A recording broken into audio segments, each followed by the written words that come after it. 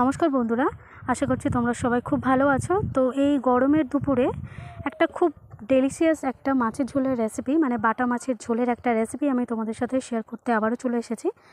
বাড়িতে যদি কোনো ছোটোখাটো অনুষ্ঠান উপলক্ষে যদি কোনো লোকজন আসে, তাহলে কিন্তু অনায়াসের গরমের দিনে দুপুরবেলা এই মাছের ঝোলের রেসিপিটা কিন্তু তোমরা অবশ্যই ট্রাই করতে পারবে। অত্যন্ত সুস্বাদু হয় কিন্তু। তো তোমরা বানালেই বুঝতে পারবে রেসিপিটা কতটা সুন্দর হয়। তো তার জন্য দেখো, এখানে আমি পরিমাণ মতো বাটা মাছ নিয়েছি। এখানে 1 কেজির একটু কম বাটা মাছ রয়েছে, মানে 750 গ্রাম রয়েছে। মাছের মধ্যে আমি কিন্তু লবণ হলুদ ভালো করে মাখিয়ে নিয়েছি, আর ভালো করে ধুয়ে রেখেছিলাম জল ঝরিয়ে। তো লবণ হলুদটা খুব ভালো করে মেখে নেওয়ার পর এবার কিন্তু আমি কড়াইয়ের মধ্যে তেল দিয়ে দেব। আর মাছের সাইজগুলো দেখতে পাচ্ছ যে কত বড় বড় বাটা মাছ, অনেক বড় বড় সাইজের বাটা মাছ রয়েছে এখানে। তো তোমরা চাইলে কিন্তু এর জায়গায় ছোটো চারা বাটাও নিতে পারো, কোনো অসুবিধা নেই। তো দেখো, তেলটা কিন্তু গরম হয়ে গেছে। আর আমি প্রথমে একটু 100 গ্রামের চেয়ে একটু বেশি পরিমাণ তেল দিয়েছি, তার কারণেই মাছের পরিমাণটা তো অনেকটা বেশি। আর এটা কিন্তু মানে এই যে ঝোলটা কিন্তু প্রায় 10-12 জনের মতোই হবে, সেক্ষেত্রে তেলটাও কিন্তু পরিমাপ করে দেওয়াটা অত্যন্ত জরুরি। তো দেখো, নুন হলুদ মেখে নেওয়ার পর সমস্ত মাছগুলো কিন্তু আমি আস্তে আস্তে করে কড়াইয়ের মধ্যে দিয়ে দিলাম।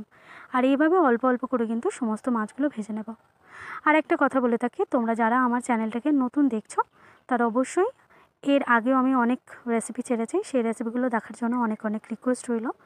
আর রেসিপিগুলো যদি ভালো লেগে থাকে তাহলে অবশ্যই করে আমার চ্যানেলটাকে একটু সাবস্ক্রাইব করে দেবে তোমরা। আর যারা আমার চ্যানেলটাকে এই পর্যন্ত সাবস্ক্রাইব করেছো, তাদেরকে অসংখ্য ধন্যবাদ আমার অন্তর থেকে আমার পাশে থাকার জন্য। তো দেখো, সমস্ত মাছগুলো কিন্তু আমি এরকম সুন্দর করে কড়া করে ভেজে নেব উল্টে পাল্টে। আর মাছ কিন্তু ঝোলে দিলেই কিন্তু নরম হয়ে যায়, সেটা আমরা সবাই জানি। সেই জন্য মাছগুলো যত একটু কড়া করে মানে সুন্দর করে ভাজা যাবে মচমচে করে, এই ঝোলের স্বাদটা কিন্তু ততটাই টেস্টি হবে। তো দেখো, দ্বিতীয়বারও আমি যে মাছগুলো বাকি রয়েছে সেই মাছগুলো আমি দিয়ে দিচ্ছি। আর এইভাবেই কিন্তু আমি সমস্ত মাছগুলো ভেজে ফেলব।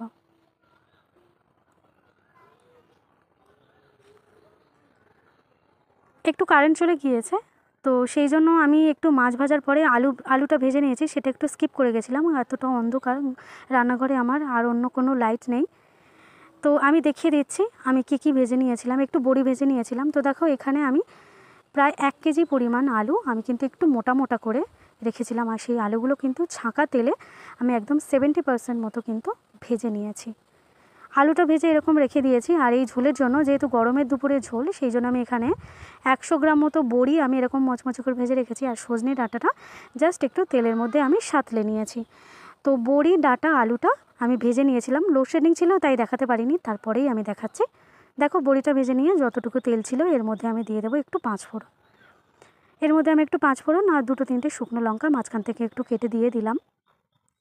5 ফোড়ন আর শুকনো লঙ্কাটা একটু তেলের মধ্যে ভালো করে সাঁতলে নিতে হবে প্রথমে, মানে 5 ফোড়নটা থেকে খুব ভালো একটু গন্ধ বেরোনো পর্যন্ত অপেক্ষা করতে হবে।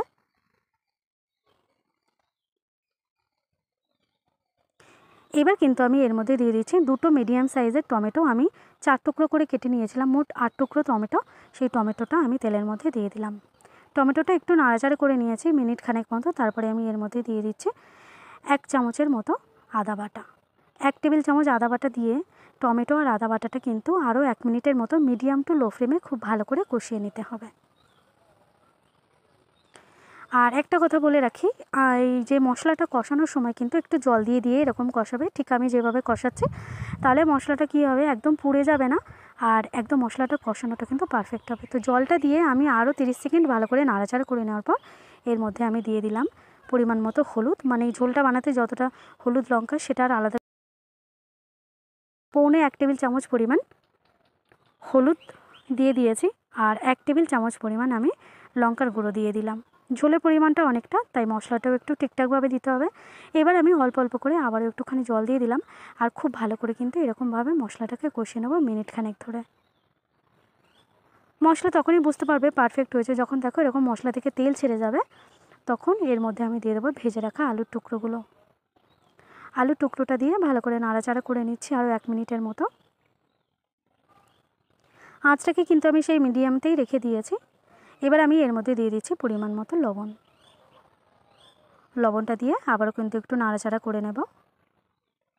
তোমরা একবার প্লিজ বাড়িতে তো সবাই ঝোল বানাও, তো এইভাবে ঝোলটা বানানোর জন্য কিন্তু একবার রিকোয়েস্ট রইলো, প্লিজ একবার ট্রাই করো বাড়িতে। আর আমাদের মতো নতুন ইউটিউবারদের পাশে থাকার জন্য তোমাদের কিন্তু অনেক অনেক অনেক রিকোয়েস্ট রইলো যে তোমরা আমাদেরকে একটু সাপোর্ট করো এগিয়ে যাওয়ার জন্য।